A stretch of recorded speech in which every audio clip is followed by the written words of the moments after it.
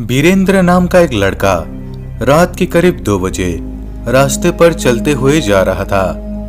तभी उसको सामने एक बड़ा सा ब्रिज दिखाई देता है। उस ब्रिज के नीचे बहुत जोरों से पानी बह रहा होता है। उसके बाद वीरेंद्र उस ब्रिज के नीचे जाकर पानी को देखने लगता है। उस पानी को देखकर ऐसा लग रहा था कि उसके नीचे बहुत बड़ा गड्ढा है, क्योंकि उस जगह पर पानी पूरा नीला दिख रहा था। तभी उस पानी में तैरते हुए एक लाश आती है। उस लाश को देखकर वीरेंद्र काफी ज्यादा डर जाता है, लेकिन फिर भी वो हिम्मत करके उस लाश के पास जाता है और उस लाश को पकड़ लेता है। और तभी वीरेंद्र उस लाश के गले पर मौजूद ताबीज को खोलने की कोशिश करता है और थोड़ी देर मेहनत करने के बाद भी वो ताबीज नहीं खुलता।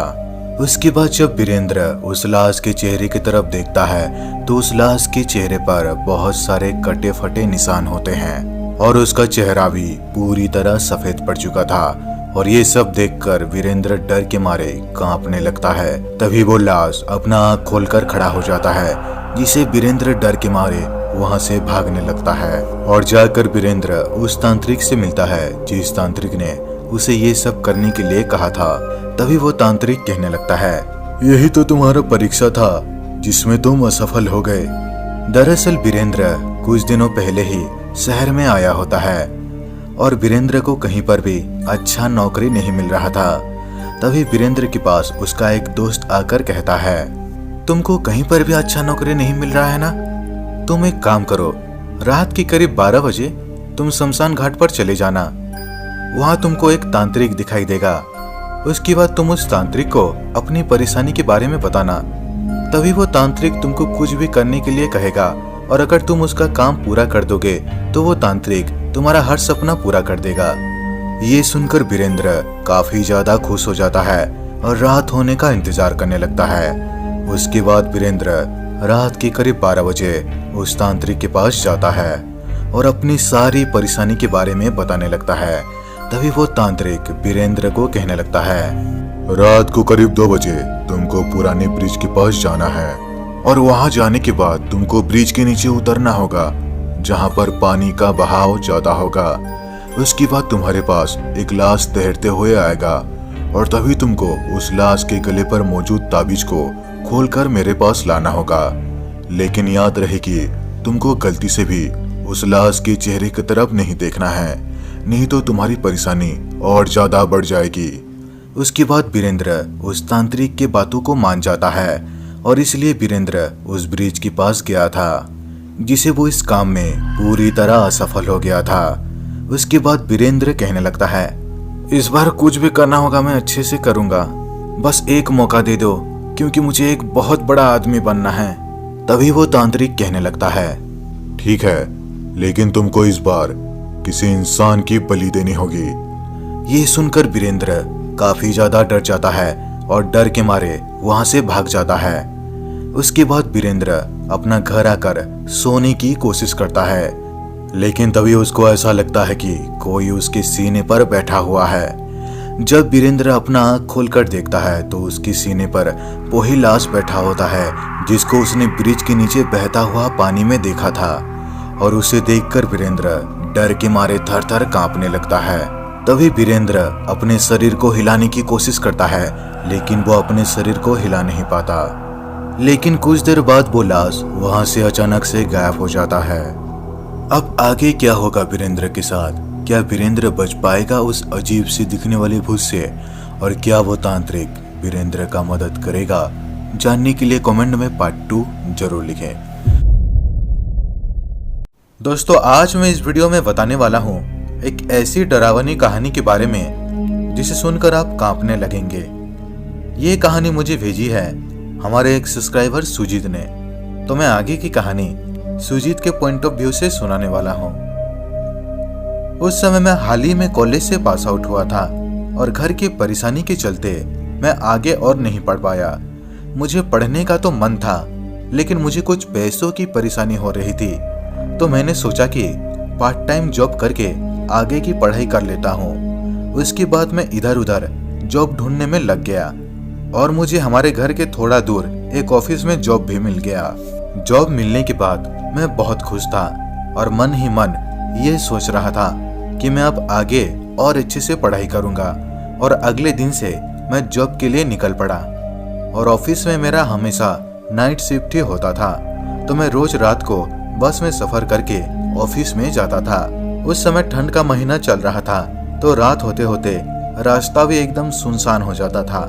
ऑफिस जाने के बाद मैं कंप्यूटर में ही सारे प्रोजेक्ट को कंप्लीट करता था। हर दिन की तरह 24 दिसंबर को भी रात के करीब 9 बजे ऑफिस जाने के लिए मैं निकल पड़ा। उसके बाद मैं बस लेकर ऑफिस में पहुंच गया। लेकिन मैंने जैसे ही ऑफिस के अंदर एंटर किया तो ऑफिस में अचानक से बहुत ज्यादा ठंड लगने लगा। वैसे भी दिसंबर के महीने में ठंड तो लगता है, लेकिन ऑफिस के अंदर कुछ ज्यादा ही ठंड था।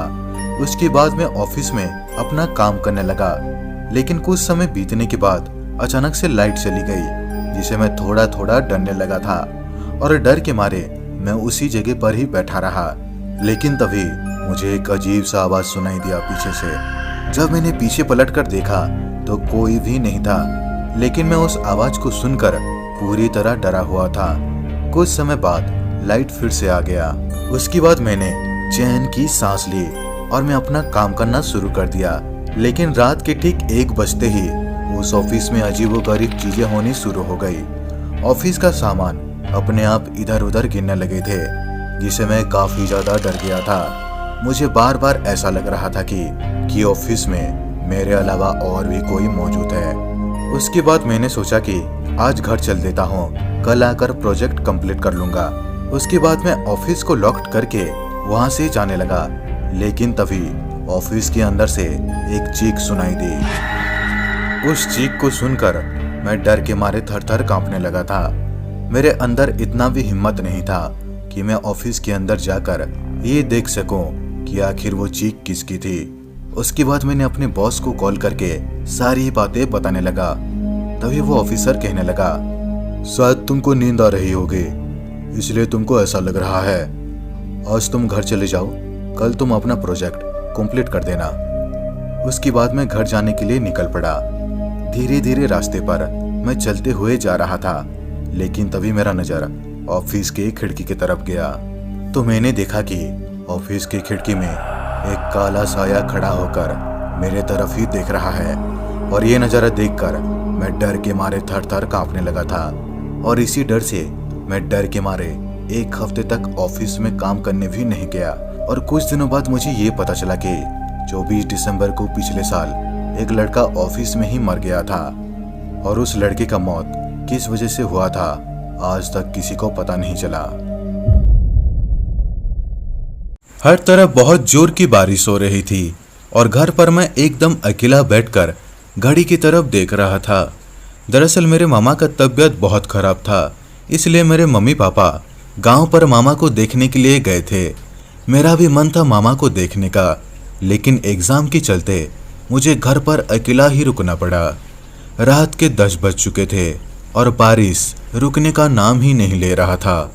मैं मोबाइल पर कुछ वीडियोस देख रहा था और तभी मेरे सामने एक 3 AM चैलेंज नाम का एक वीडियो शो हुआ। उस वीडियो को देखने के बाद मैंने गूगल पर जाकर उसके बारे में थोड़ा सर्च किया तो मेरे सामने एक कहानी शो हुआ, जिस पर लिखा था एक छोटे से शहर में एक हस्बैंड और वाइफ रहा करते थे। एक दिन दोनों कार पर घूमने के लिए जाते हैं, लेकिन कुछ देर बाद उस कार को एक बड़ा सा ट्रक टक्कर मार देता है, जिसमें लड़का तो मर जाता है लेकिन वो लड़की अभी भी जिंदा होती है। कुछ देर बाद वहां पर बहुत भीड़ इकट्ठा हो जाता है, लेकिन कोई भी लड़की को बचाने के लिए आगे नहीं बढ़ता। और कुछ देर बाद उस लड़की की भी मौत हो जाती है। और तब से कुछ लोगों का कहना है कि वो लड़की मरने से पहले कुछ कहना चाहती थी। इस कहानी के बाद लिखा होता है कि इस चैलेंज को पूरा करने के लिए पहले आपको एक पुराना गाड़ी ढूंढना है और उसके बाद उस गाड़ी के अंदर रात के 3 बजे बैठकर एक मोमबत्ती जलाना है और उसके बाद कुछ खून की बूंदे उस गाड़ी के ऊपर गिरा कर कहना है, please tell me about your last wish Emily. इसको आपको 7 बार दोहराना है। उसके बाद आपको एमिली की आत्मा दिखाई देगी, यानी कि उस लड़की की आत्मा दिखाई देगी जो कि कार दुर्घटना में मर गई होती है। अगर आपने उसकी आखिरी इच्छा को पूरा कर दिया तो आपका सारा सपना सच हो जाएगा। इस कहानी को पढ़ने के बाद जॉन इस चैलेंज को करने के लिए बहुत ही एक्साइटेड होता है। देखते ही देखते टाइम बीतने लगते हैं और घड़ी पर 3 बज जाता है। उसके बाद जॉन एक छाता लेकर बाहर निकल पड़ता है क्योंकि अभी भी थोड़ा बहुत बारिश हो रहा होता है। उसके बाद जॉन सड़क पर एक पुराना गाड़ी ढूंढने लगता है, लेकिन सड़क पर एक भी गाड़ी नहीं होता। उसके बाद जॉन को थोड़ा दूर एक पुराना गाड़ी दिखाई देता है जो कि एक सुनसान इलाके में पड़ा हुआ था। उसके बाद जॉन उस गाड़ी के पास जाकर देखने लगता है तो उस गाड़ी को देखकर जॉन को ऐसा लगता है कि वो गाड़ी कई दिनों से बंद पड़ा है। उसके बाद जॉन उस गाड़ी के लॉक को तोड़कर गाड़ी के अंदर चला जाता है और एक मोमबत्ती जलाकर कुछ खून की बूंदें उस गाड़ी के ऊपर गिरा देता है और कहने लगता है, please tell me about your last wish Emily. इसको 7 बार दोहराने से पहले ही जॉन को एक अजीब सा आवाज सुनाई देता है और तभी मोमबत्ती अपने आप बुझ जाता है। उसके बाद जैसे ही जॉन फिर से मोमबत्ती जलाता है तो जॉन को गाड़ी के अंदर एक अजीब सा आकृति दिखाई देता है। जब जॉन ध्यान से उस आकृति को देखता है तो वो एक आधा सिरकटी लड़की का भूत होती है। यह नजारा देखकर जॉन वहीं पर ही बेहोश हो जाता है। 3 दिन बाद जब जॉन का आंख खुलता है तो जॉन एक हॉस्पिटल में एडमिट होता है। उसके बाद जॉन सारी बातें अपने मम्मी पापा को बताने लगता है। दोस्तों ये स्टोरी कैसा लगा नीचे कमेंट करके जरूर बताना। दोस्तों अगर वीडियो अच्छा लगा हो तो वीडियो को लाइक करें, शेयर करें और इस चैनल को सब्सक्राइब करना बिल्कुल भी ना भूलें। तो दोस्तों मिलते हैं अगले वीडियो में, तब तक के लिए धन्यवाद।